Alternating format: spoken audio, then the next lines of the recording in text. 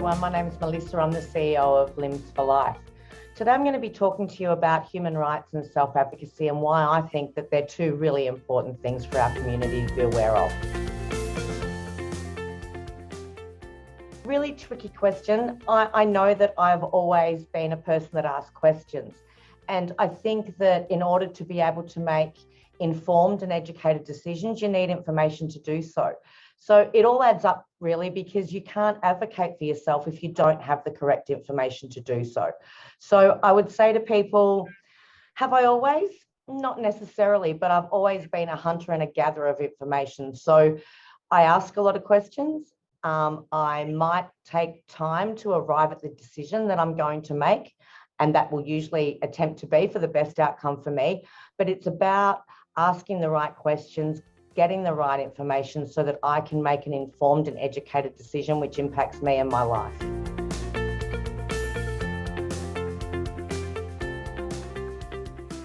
So I became an amputee in 2003. At the time, I'd never been in the hospital system before. I didn't know what living life with a disability was like. And I had no real idea what to expect. I think, my immediate thought was the fact that I was alive, which was a really positive thing, because after the amount of surgeries following my accident, it was touch and go a lot of times. So, that in itself was probably the first thing that was front of mind for me. But, as time went on and as I started to ask more questions and learn about the community, I started seeing a huge disparity. And that was between, funding in different states and territories.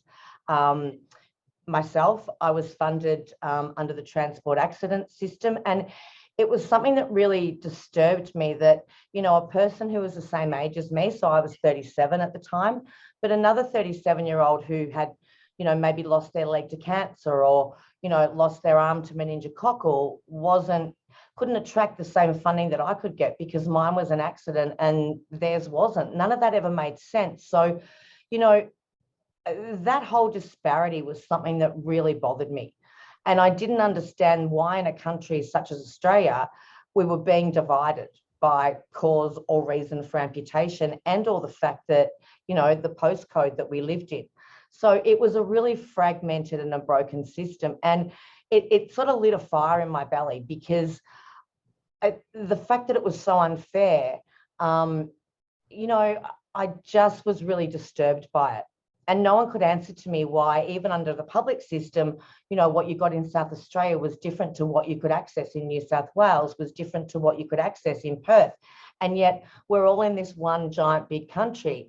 And it just didn't make sense. As citizens of a rich country, a country that offers its people so many things, none of that made sense. And I also didn't understand why, someone who had acquired a disability, regardless of the cause, couldn't have access to the equipment and, the technology that would enable them to live a fulfilled, meaningful and independent life.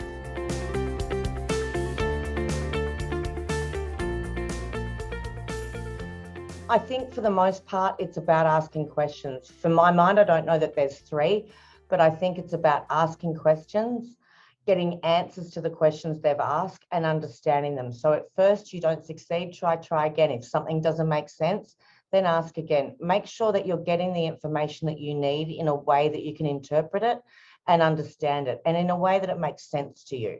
There's never such a thing as a stupid question. So it's worthwhile to ask a question. If you're a new amputee and you've just acquired an amputation, then, the whole world of living with limb loss and prosthetics is very new to you. So it's really important that when the time's right for you, you can ask questions and digest the information at a pace and a time to suit yourself.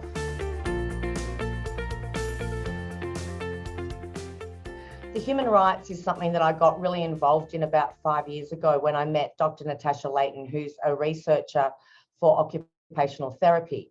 And I had no idea of the power that human rights are. I didn't know a lot about them, but knowing our rights and knowing whether our rights have been met is really important. So to give you some history, COAG, the Council of Australian Governments, adopted the United Nations Convention for Rights of People with Disability, and they also underpin our human rights. So knowing how our human rights can impact us, how we function in the community, and what we can gain within the community is really, really important. I bet a lot of people don't know that Article 26 of human rights suggests that peer support is a human right. So as an amputee, if I'm in hospital, it's actually my right to be offered support by a peer or by another amputee. The majority of people don't know that. I know that, the Limbs for Life amputee peer support program is while it's available in every state and territory of Australia, it's not something that's offered. And when that happens, as the person who is maybe the new amputee in hospital, my human rights can't be realised because I'm not being made aware of opportunities that are out there. So while it's quite complex and there's a lot of different articles that underpin our human rights, it's about understanding whether our human rights have been realised or not realised, whether there's a barrier to us getting to our human rights and having them and achieving them, or whether they're being facilitated. For example, if I'm an amputee and I'm in hospital, is someone facilitating that engagement between peer support for me? As I mentioned, Article 26, which is about habilitation and rehabilitation. So a big part of that, and the fact that, it's my human right to have access to peer support, for a lot of amputees, whether they're, pre or post amputation, they wouldn't know that their human rights aren't being realised because they're not aware that peer support is one of their human rights.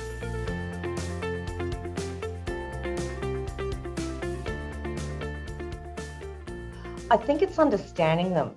I think that they are very powerful, but for the most part, many people don't talk about them.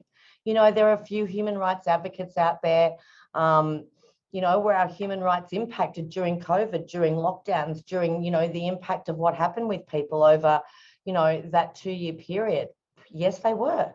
But do people actually really understand what their rights are and when to exercise their rights and how to exercise their rights? I would encourage everyone to have a look at it. Have a look at the document. There is an easy version that doesn't have to be onerous, but it will help to empower you to understand that as a human being, as a person with a disability in Australia, you do have rights, and you should know how to exercise those rights and which of those rights are important to you. So, another example of a human right is simply the fact that I should be able to go to the polling booth as a person with a disability. I should be able to access that polling booth and I should be able to cast my vote. We've got an election coming up, so, this kind of fits. But just as an analogy, the same as, if I'm a student and I'm going to school, I should be able to have access to education. So does that education facility enable me? Does it facilitate me to be able to get onto the school grounds? Can I attend class, or are there barriers in place? So my right is to an education, but if there's roadblocks like stairs or, inclines that I can't traverse or walk down, then my human right's not being realised because there's barriers in places. Some of them are actually really simple, really easy to understand, but it's a really good starting point for people to learn about how important human rights are and how and when you should and could exercise them.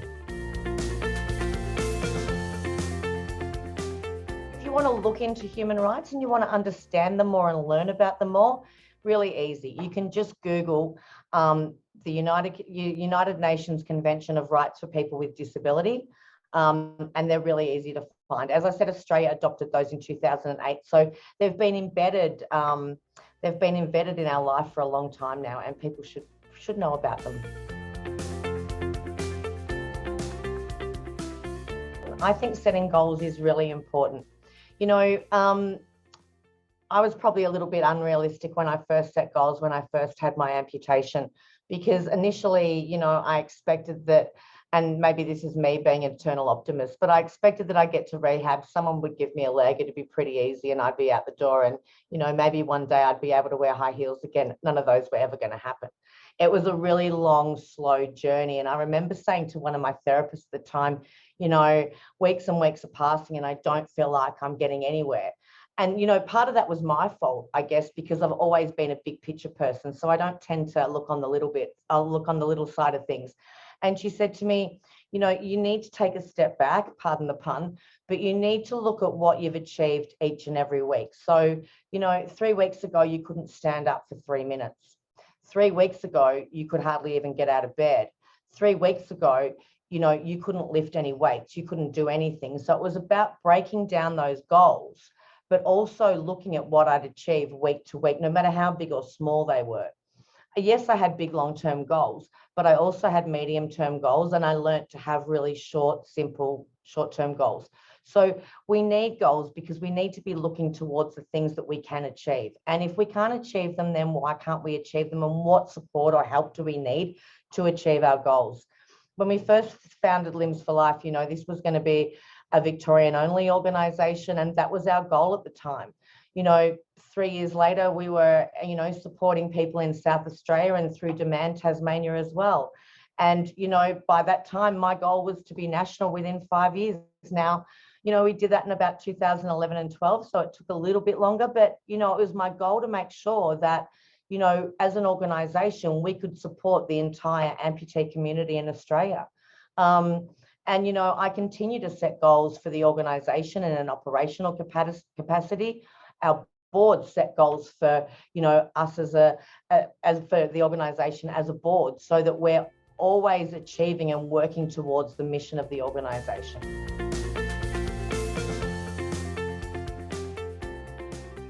There's so many ways. We have a really up-to-date and current website with lots and lots and lots of resources on there. And we keep creating these resources in response to people's needs. In addition, our social media pages and groups online are a great way to connect with the community. It also brings people from rural and remote communities together with people from one side of the country to the other side of the country. Our peer support volunteers, who are just the lifeblood of this organisation. And there's thousands of years of knowledge. If we put them all together as a group of people, they're phenomenal. But then there's all the events and things like that we run. So whether it be an online event, whether it be our face-to-face event, Amped Up, our 2-day National Amputee Conference, there's lots of ways that Limbs for Life can be a valuable resource for every Australian amputee. So in conclusion for today's presentation, I just wanted to touch on 3 really important things. And in summary, self-advocacy, how important it is for you to advocate for yourself. If you need support or assistance self-advocating, or you want to learn more, please reach out and contact us. Number 2, the value in the importance of human rights and how they can help for you to see what's possible, know what your rights are, and in leading on to that, help you achieve your goals. So goal setting is always important. It doesn't matter how long or how short you've been an amputee for. Please work towards trying to achieve those goals. And if you need support getting to those goals, or reaching the end, or creating new goals, then, reach out to people who can help you to do that. Thank you so much for your time today.